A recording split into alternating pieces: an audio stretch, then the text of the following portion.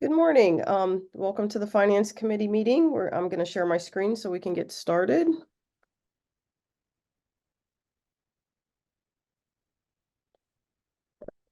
Hold on 1 second. I have a lot of icons on my.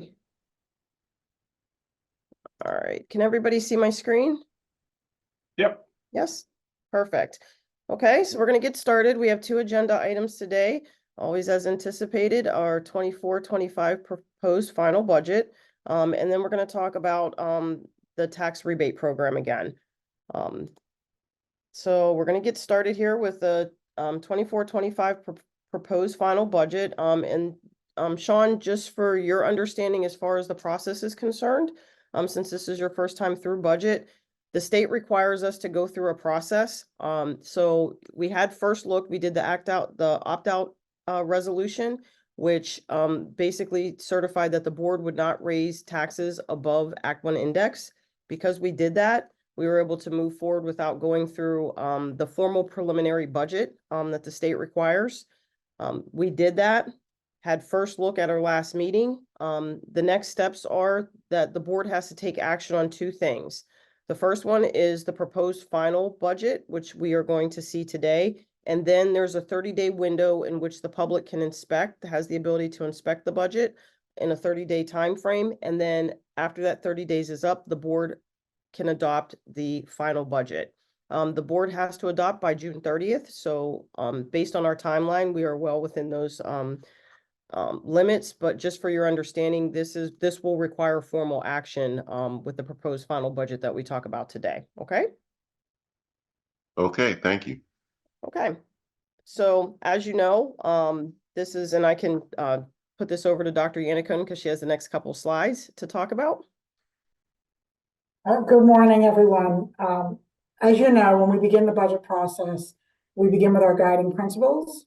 And so I'm not going to read the slide to you, but as you know, our ultimate goal here is to make sure that we are meeting the needs of our students and our staff and our community through the budget process.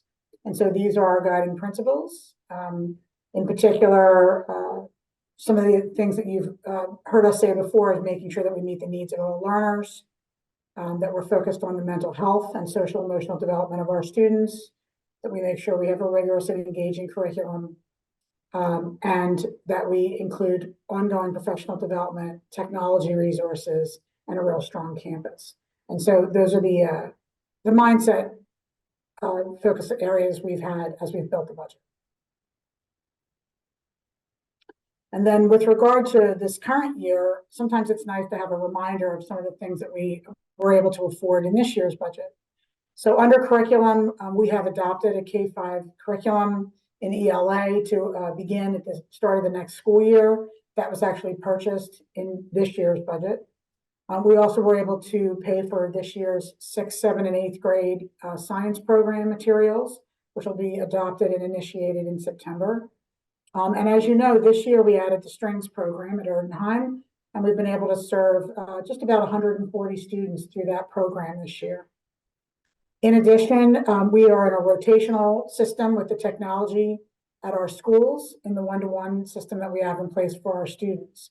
And so this year, our Erdenheim students all received new Chromebooks with enhanced features, touch screens, as well as styluses. That's made a huge difference in their ability to interact with their learning programs.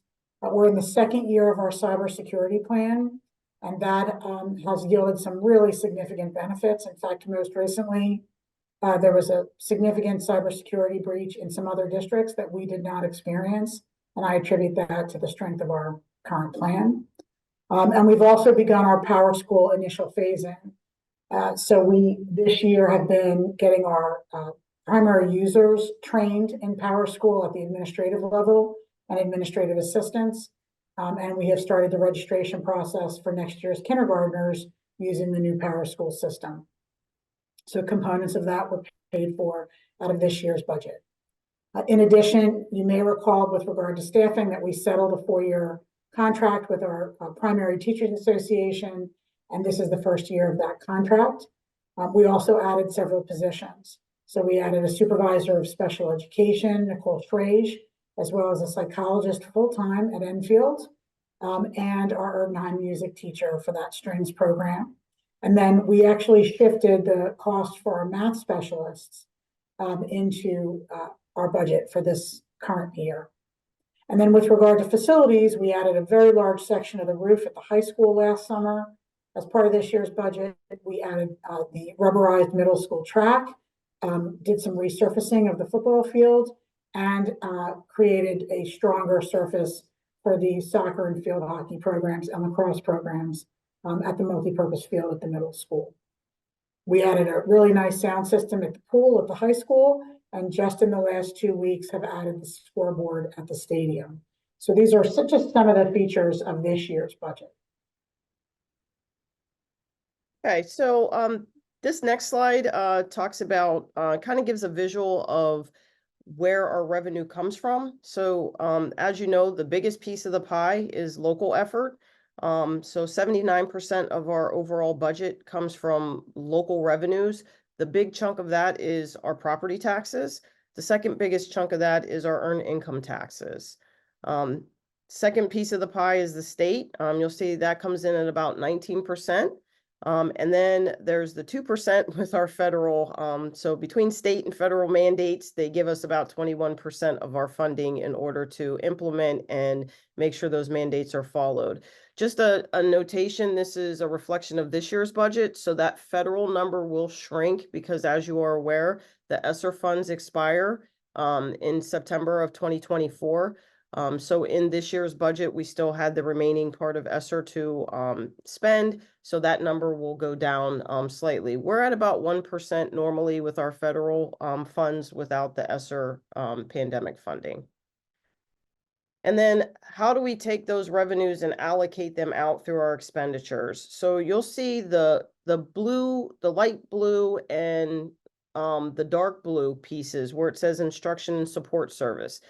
That's expected to be the biggest chunk of our budget because that is what resources go into educating our children and making sure that we're meeting the needs of all learners. So your instruction is direct instruction. That means anything personnel, human resources, supplies, technology, anything that directly impacts the classroom is budgeted in that piece of the pie. This second piece where it says support services, that is all the support. So that's your guidance counselor, your nurses, that's your administrators. So between those two, that's a big piece of our pie. That's over about 85% of our budget, which you would expect, because that is where you want your resources to flow. The next small piece is non-instructional activities. Those are your athletics and your student activities.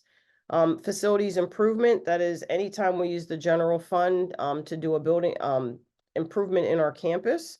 And then you have your debt service, which is about 12% of our overall budget. So when we talk about the bond issuances and borrowings, that's our annual debt service payment when we have that collective borrowing. Any questions on those two slides about where we get our money from and how we allocate it out? Okay. I do not have any questions. Perfect. So budget planning and timeline, you have seen this. And again, I'm very repetitive with some of my things so that you are well versed as we go through the budget process. So this is where we're at in the timeline. This is the presentation for the proposed final budget to the committee. And then what will come out of this is we are going to do this presentation at the May 7th board meeting to the full board. And then there will be an action item to approve the proposed final budget at the May 7th meeting. And just for your understanding, again, we still have a 30-day window before the final budget is approved. Once the final budget is approved, that's the done deal. That is the final budget that we will submit to the state, and that is the budget that we will operate off. So we're still in a phase where if there were changes or there were something that we need to do, we still have some flexibility and some time to do that. Normally, when we get to proposed final budget, there's not too much of a shifting between proposed final and final. But it does still leave a window if that is a question in anybody's mind. So just a quick review of the budget process. I did this in a previous presentation, but just so that you're aware, the business office establishes the revenue budget. Basically, and to give kudos to Sam Jenko, who's coming in from Wisconsin for us, as she waits, to go out on her maternity leave. She created the revenue budget this year. She presented at the first look budget. So what she did off of that is she used a five-year historical trend, based upon data that we collected, looked at our current economic climate, used things such as the state budget, where projections are going, local projections, and using that external data to build the budget. Did a great job presenting, at the last meeting. And then the business office and human resources department collaborate to create the personnel budget. That's salary data that's derived from contractual agreements, from looking at replacements, from retirements, from looking at new positions, and then benefit data that's derived from contractual agreements and certified annual rates. So this year we broke out a little bit from going zero-based budgeting with our buildings. The building budget administrators created a budget based on an allocation that I provided them. That allocation was derived from me taking a look back at a 3 to 5 year area of actual spend, not budget. So what we're looking to do, and one of my goals when I started here, I established a zero-based budgeting practice for all budget administrators. And then as we started to collect data and get everybody kind of smoothed out to make sure that their budgets address their needs, because we talk about needs, wants, and wishes. Then I took a look and saw what annual spend was versus budget, and then came up with an allocation for that. So I can tell you, taking a look back at providing the allocations, there was not money taken away from people that they would normally spend within the last 3 to 5 fiscal years. Also this year, I implemented for people to start looking forward. We want to fast forward a little bit and start thinking about what that future looks like. So they were required to do a 5-year projected budget. So we did a 5-year outlook for both the building administrators and the department administrators. On the department side, as you know, with things changing and some flexibility that's needed in technology and special education and curriculum, especially as we go through our cycles, the department budget administrators are still using the zero-based budget approach. Also, we had Mrs. Megan Dennis. She was a new student service or special services director. So in that opportunity, as a new fresh look of eyes coming in, I like them to build from the ground up. Same with Mr. Watley with facilities. He'll take a look at budget and really get his teeth into next year's budget on making sure that priorities are met within their budgets.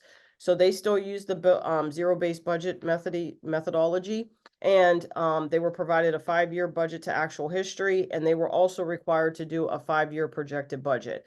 What I'm looking for from those building and department administrators is cyclical things, so that we can start to smooth out and build into the budget. So when we're looking at budgets, we're not roller coastering. We're kind of getting to a point where we're even, and we can be very intentional and focused when we build budgets and look to introduce new things and get past the needs and make sure those are identified and start to look forward thinking and look at building the wants and wishes into the budget.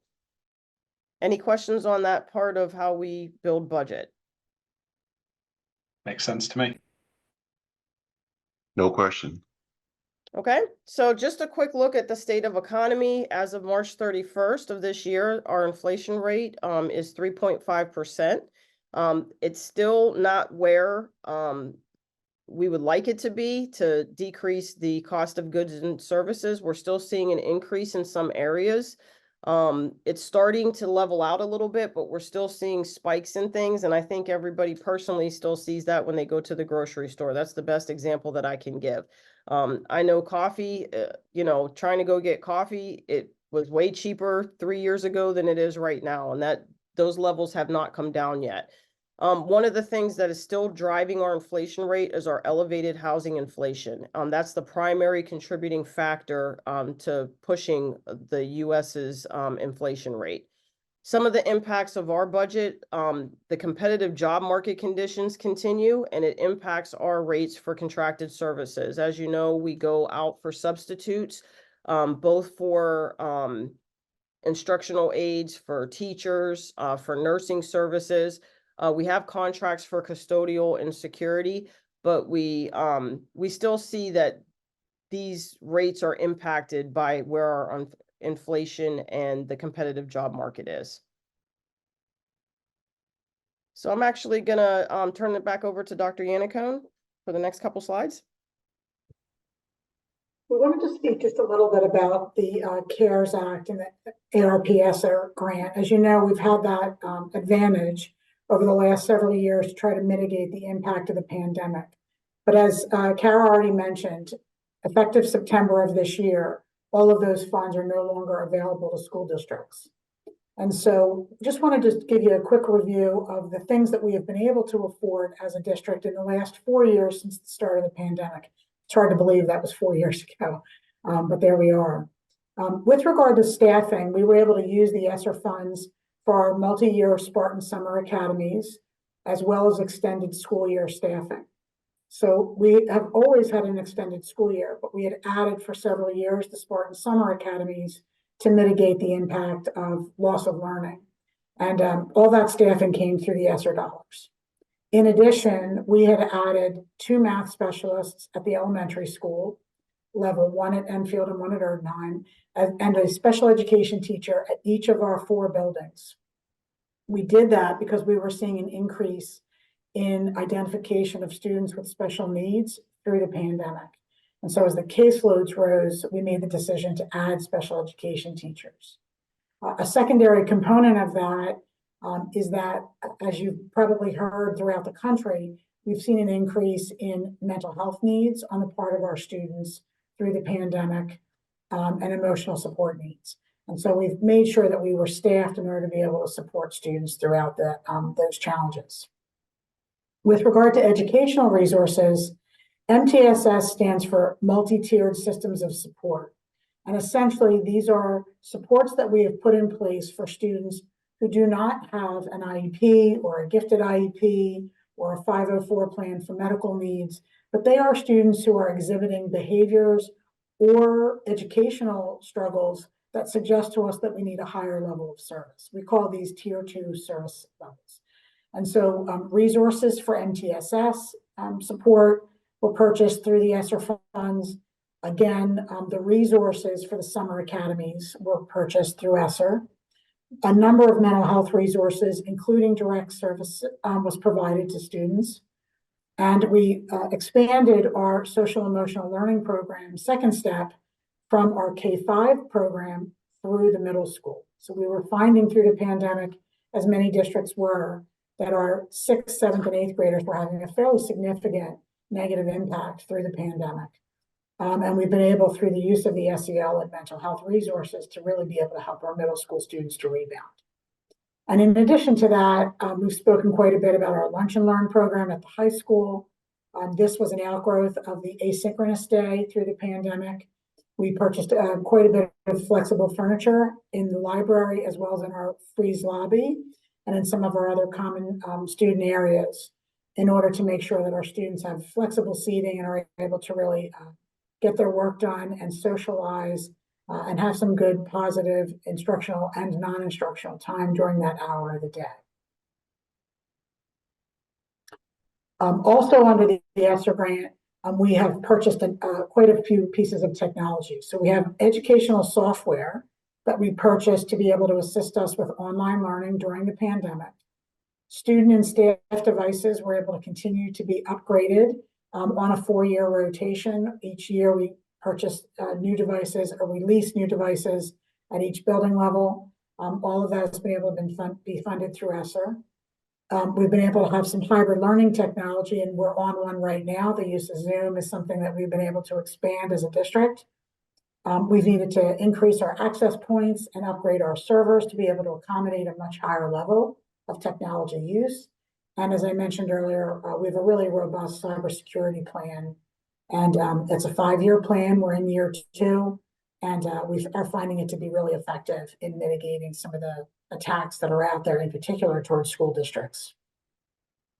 And then finally, in operations and transportation, we purchased a lot of PPE supplies. This would be hand sanitizer, masks, gloves, some of the higher quality sanitizing materials and supplies that allowed us through the pandemic to make sure that we had our buildings clean when we returned students to in-school learning. We also were able to add levels of custodial support.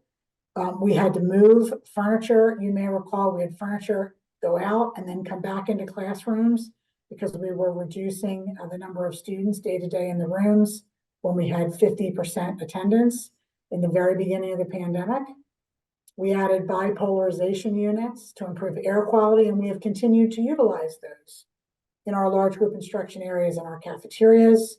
We were able to add some support in the transportation area, not only with sanitation, but also with things like cameras to be able to make sure that our students were safe on the buses. And then outside the campuses and in each of our schools, we were able to add security cameras, lighting, and staffing that's specifically Cardinal Point to increase the safety of students and staff. Now, that may not seem to be a direct connection to the pandemic, but one of the things that the pandemic brought out is an increased interest on the part of school districts and the state to fund safety and security in all of our schools. And so we were able to really maximize all of the dollars that were provided to us. I know a little later, Kara's going to speak to sort of the impact of ESSER on our budget. Okay, thank you. So this slide just shows a snapshot that we're going to get into a little bit in more detail in the next couple slides. But the proposed final budget is being presented with a 4.5% proposed tax increase. Our anticipated expenditures are a little bit over 72 million. And our anticipated revenues are a little over 71 million, with a difference that will be supplemented from fund balance of about $730,000. As you know, one of the goals that when I first started, Dr. Yannicone and I wanted to get to a place where we could balance the budget and get to a place where we can present where revenues equal our expenditures. And I think we can talk about this a little bit later, but I think over the last 3 years, we are steady in that goal. As you recall, 2 years ago, we came with a supplement of fund balance of about $1.4 million. In this year's budget, we are at 1.1. And moving forward to 24-25, we're under the $1 million mark. So I think that we have stayed with that goal, and we're working towards that goal. And hopefully, as we progress into even the following year's budget, we get to the point where we are presenting no use of fund balance.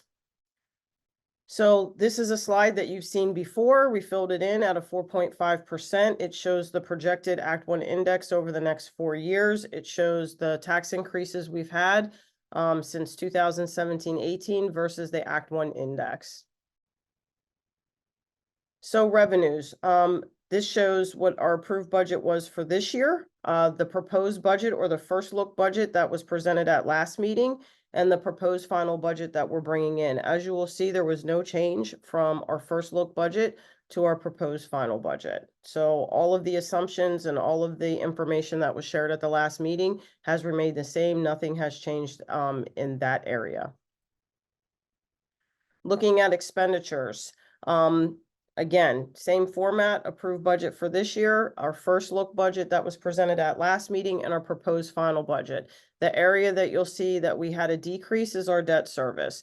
As you recall, we went out for our 2024 borrowing. That was the $10 million that will be attributed solely to the middle school project. Market conditions were great. Our S&P rating is great. That afforded us that, based on the projection that they had of what we would need to spend annually, came down about $160,000.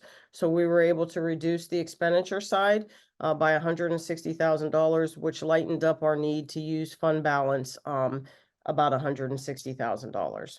Any questions on these two slides at this point? I'm good, thank you. Yeah, I'm good as well. Thank you. Okay.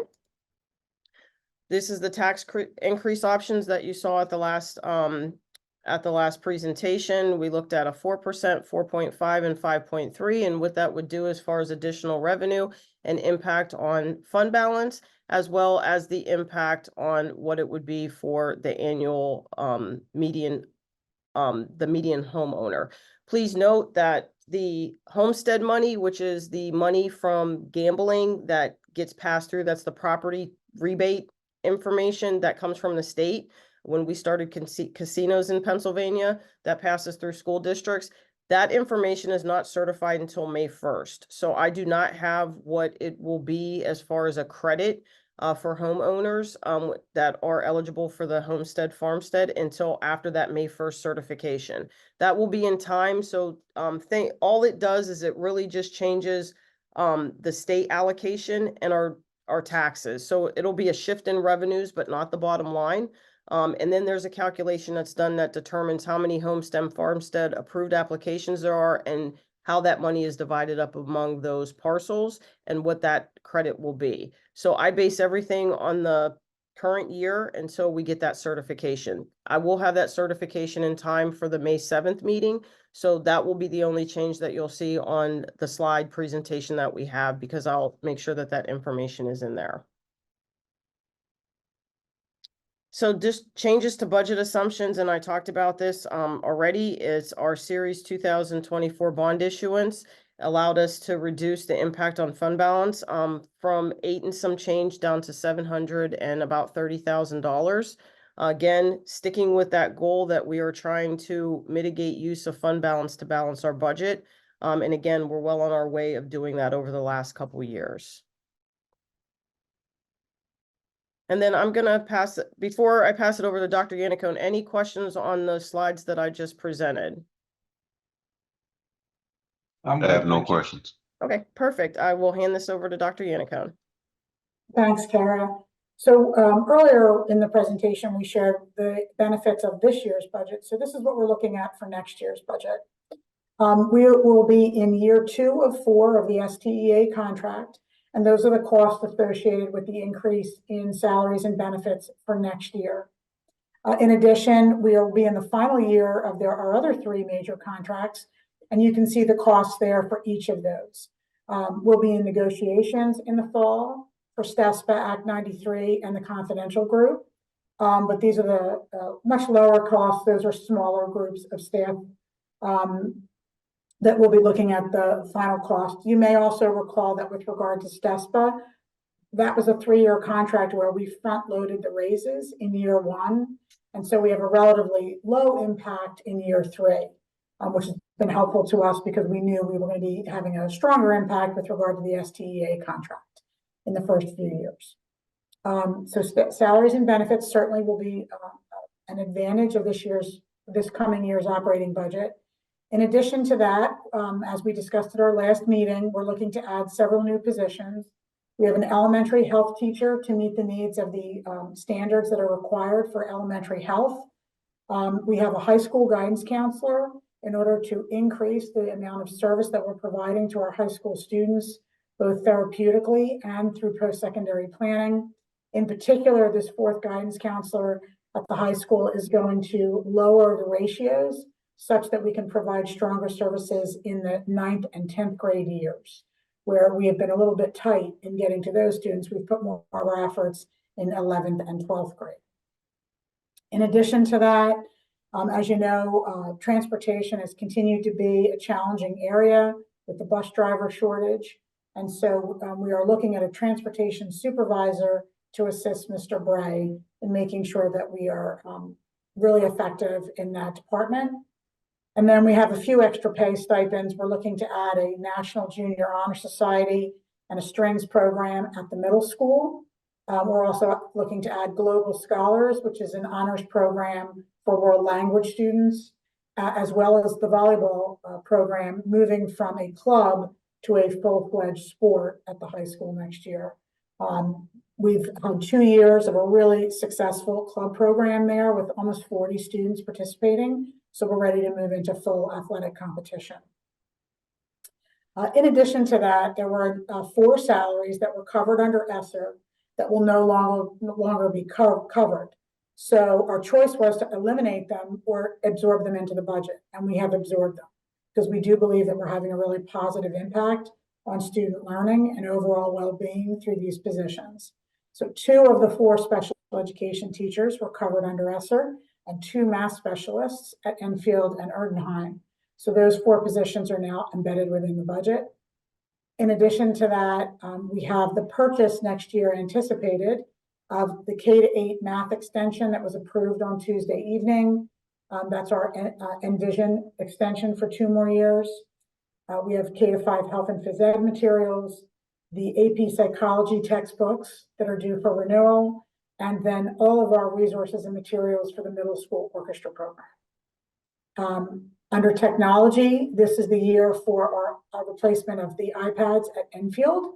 And so earlier this year, there was an approval of that purchase so that those devices, which are 4 years old, will be able to be replenished on lease. We also have the teacher laptops, which are 5 years old, and they are about to expire this June. And I'm sorry, not 5 years, 3 years old. So we're looking to replace those laptops. We have an upgrade to all Zoom phones, which will really enhance our features for our staff in their communication with families in particular. And then we also have year 3 of our cybersecurity plan. In facilities, we have ongoing district-wide preventative maintenance and capital improvements.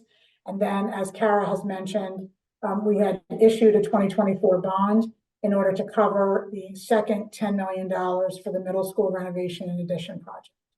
So all of these items are embedded within this budget that Kara has presented. Are there any questions about any of these items?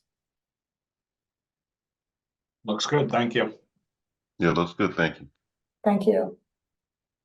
Okay, so again, this is a historical snapshot of final budget. That's the first set of numbers that you're seeing.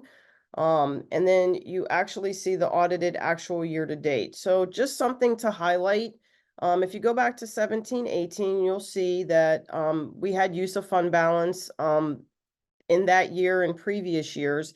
And then starting in 18-19 all the way to 2021, we had a slight surplus in 18-19, but then you'll see in 19-20, 20-21, and I mentioned this before, we had a bigger surplus. And the question might come up is, how did we go from having those surpluses to back to, use of fund balance or deficit spending? I just want to remind everybody that those are the years that COVID hit.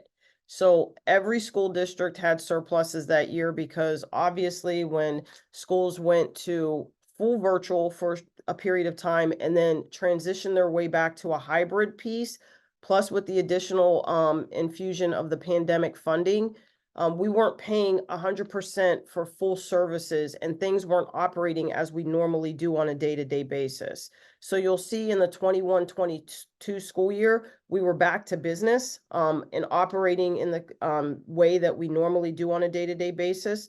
But you'll see one of the things, again, and I stress this, we are reducing our use of fund balance and our need for using that. And we're getting closer to that point where our revenues are going to address our expenditures. And that is ultimately our goal.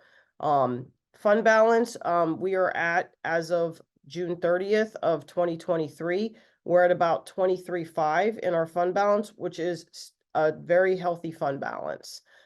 So we continue to have positive things for that and giving us flexibility for forward thinking, and also with our bond, with all of our bond ratings. And when we go out, that helps us get that lower interest rate so that the amount that we spend each year is lower and doesn't cause us to have to even find more use of fund balance or raise taxes even higher. Any questions on this slide? I Kara, have just no questions. Go ahead. just what you just said about helping with the lower interest rates, like, can we quantify that? Like, do you know how much of an impact it has when those rates come out, or is it hard to say Sure. specifically? I'm sure I can get a quantification for it. One of the things that I think, philosophically, it there's some variables that happen, and this is where PFM does a great job. There are times when we do the timing of when we're going out to bond sale and we're going out to the auctions and the bidding.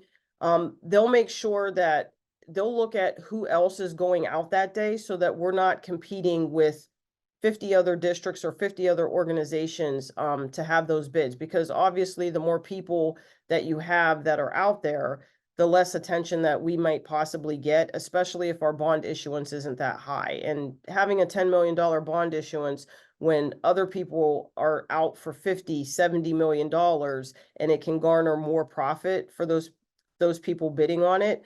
So that's an impact on the rates that we get and the interest that we get and everything else. But I can definitely quantify it. I can tell you at this last bidding, there were 5 or 6 bidders. There were 14 bids put in total, and the final bid brought us under 4%, which is what Jamie and PFM was looking for. So they started and they were going back and forth. So I can definitely quantify that, but I can tell you that our bond rating and our fund balance and the strength of our financial health allows the bidders to go back and forth and get us under that 4%. That's great. Thank you. You're welcome. So I already talked about this, what remains to be decided by the board. We will, Dr. Yannicone and I will present this budget presentation at the May 7th meeting to the full board. What we will be looking for is approval for the proposed final budget. And again, I just want to remind you both, this is not the final budget approval. So we have a 30-day public posting and review of the proposed final. That's state mandated. And then at the June 18th meeting, that will be the final budget approval. Again, I don't anticipate, unless there's further discussion here or at the May 7th board meeting, I do not anticipate any changes from the proposed final to the final budget at this time.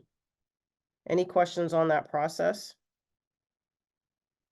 It looks good. Thank you. I'm good, thank you. And just want to remind you both, Dr. Yannicone went through what we are getting in this budget that we are presenting for 24-25. As you can see, all the things that are in there, it is a very robust budget. We are doing a lot of great things. We are maintaining programs and enhancing things. So it is a very robust budget. You're not just getting a status quo budget. Also, what we're trying to do, again, I've reiterated this throughout the presentation, we are trying to reduce our dependency on fund balance. So that is happening while continuing our excellence and being fiscally responsible. So at this point in time, I just want to talk about the tax rebate program. This is kind of the same slide that you've been seeing. We're going to continue to develop and create program process and procedures for my office, because my office will be the office handling this. And then what we're looking for at the May 7th meeting, I'm working with legal to produce a resolution for the board to approve in order to implement the tax rebate program. As we've discussed in previous meetings, we are going to mirror the state tax rebate program, which I know doesn't have a lot of teeth in it. Mr. DeFranco had that conversation at a previous meeting about looking at doing something more.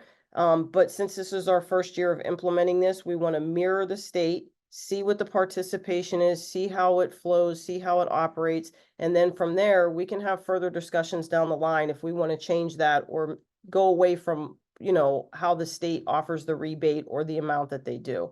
At this time, I'll give you just some numbers.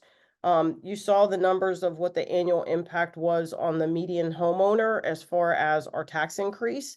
So last year, our homestead farmstead, so if a person that's eligible for the rebate also is a homestead farmstead approved property, last year their credit was $428. So they got a $428 credit on their tax bill. So that mitigated the tax increase that we had for the median homeowner. On top of that, the property rebate right now ranges from $380 up to $1,000 is the max. So if a homeowner was eligible for this and eligible for the homestead farmstead, that would be a range of about a $808 tax credit or a $1,400 1,428 tax credit. So it ranges in that amount, and it does cover the impact of what we would be raising taxes for the 24-25 year. So I don't know if you have any questions on that. No, it sounds very promising. I think this is great that we're doing this. Okay. And that is all I have. Just a reminder, there will be the proposed final budget, and then there will be the resolution for the adoption of implementing the tax rebate program at the May 7th meeting. If there are no questions, that is the end of my presentation. I'm gonna stop sharing here.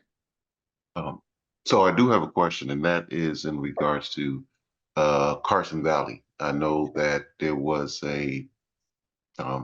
some conversation that they may no longer be serving our students, and I wanted to know, is there a plan to supplement that, or how does that affect our budget, and if there's another program that we're looking to acquire or to supplement these students that are currently going to Carson Valley. Sure. Kara, would you like me to take that? Sure. Okay. So from a financial standpoint, with regard to the budget, we're still assessing the potential impact. We're hopeful to have that for you sometime in the relatively near future, ideally next month. With regard to the students, Carson Valley has announced that they will be closing their doors in mid-June at the conclusion of this school year. And so the students who are enrolled, both residential and day program students, are being reassigned to other programs. The Carson Valley team there is working to reassign those students to other educational programs and other residential facilities as appropriate. There are approximately 150 students there at any given time, roughly 50% who are day students and 50% who are residential students. And so they will be giving us an update. We've actually been in communication with Carson Valley as well as with the township with regard to any potential future uses of that site. That is currently absolutely undetermined because the information is relatively new. But when we know what the financial impact could be, we'll absolutely bring that to the board. Thank you. Absolutely. And I will say, as we're wrapping things up here, I do want to thank Kara and Sam for all the work they did in preparing the budget this year. We really appreciate the direction of the board in continuing to work to be well under index. As you know, the index is set by the state because they believe that's sort of an appropriate level of increase in taxes based on costs for goods and services. But we have worked really hard in the last few years to increase the gap between the Act 1 index and the required increase of taxes. And at the same time, as Kara has reiterated, we know that the goal here is to balance the budget, and it's our intention to do that in the near future. So we're moving in a positive direction. In about 2.5 years, we've cut the reliance on the fund balance by about 50%, and we intend to keep working in that direction. So we're really happy with where the budget is landing for us while being able to absorb everything that we were having help with from the federal government through ESSER, but also continue to grow program and support our students well. So we really appreciate the board's support, and we will make sure that everyone on the board has a copy of this presentation today, and then we'll also make sure that on May 7th you have a full presentation from Kara and I, and then we'll be able to take questions from all members of the board before the vote. And I do really think it's a great thing. I'm glad, Neil, that you shared. It's a good thing that we're moving towards this rebate program. I think it's really going to help our community members on a fixed income, and hopefully will mitigate the impact of some of the tax increase. This was a great presentation. Thank you as always. And I want to say I do appreciate the team's work. I think all the board members really do appreciate all the hard work that goes into this. So great work, everybody. Thank you. Thank you. And Neil, we'll assume you're going to be able to do a presentation on the 7th, summarizing things. Sure. No problem. Just one, right? Just one. Just one this time. We'll wait and have a property committee meeting sometime after the May 7th meeting. Take care. Sounds good. All right. So that's everything we have for you tonight or this morning. So thanks very much and have a great weekend. All right. Thank you, everyone. I Thank appreciate your efforts and time. Thank you. Have a great day. Take care.